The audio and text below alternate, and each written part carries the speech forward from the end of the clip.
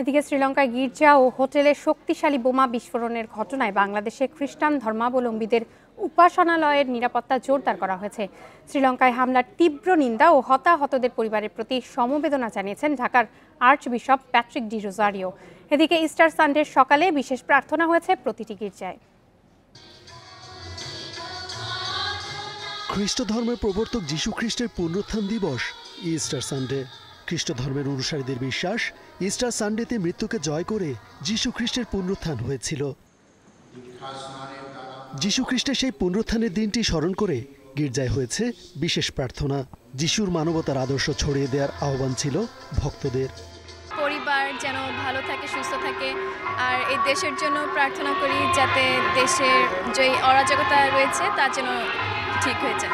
আধ্যাত্মিকতা, গাম্ভীর্য, ভাব গাম্ভীর্য সমস্ত কিছুর পবিত্রতার ভেতর দিয়ে আমরা আজকে দিনটা পালন করি। চাচ্ছিলাম যে শান্তি আসুক সমাজে, সবাই খুব ভালো ফ্রেন্ডলি একটা এনভায়রনমেন্টে ইস্টারটা করুক, এভরি রিলিজিয়ন।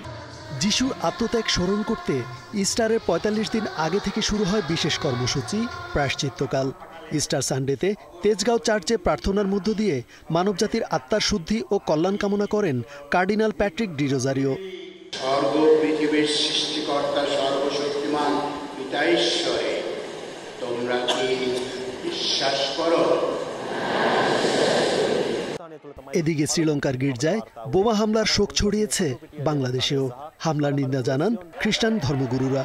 যারা করেছে তাদের প্রতি তাদের অবশ্যই আমি নিন্দা করি, প্রতিবাদ করি, এবং সাথে সাথে যারা আক্রান্ত হয়েছে বা মৃত্যুবরণ করেছে তাদের জন্য প্রার্থনা করি।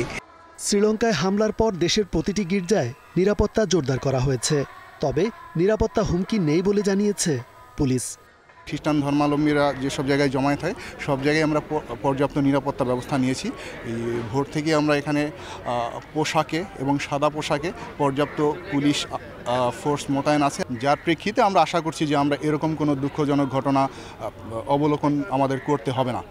ধর্মীয় উপাসনালয়ে নিরাপত্তা বাড়ানো ছাড়াও জোরদার হয়েছে গোয়েন্দা নজরদারি। রেজওয়ানুল হক, ইন্ডিপেন্ডেন্ট নিউজ, ঢাকা।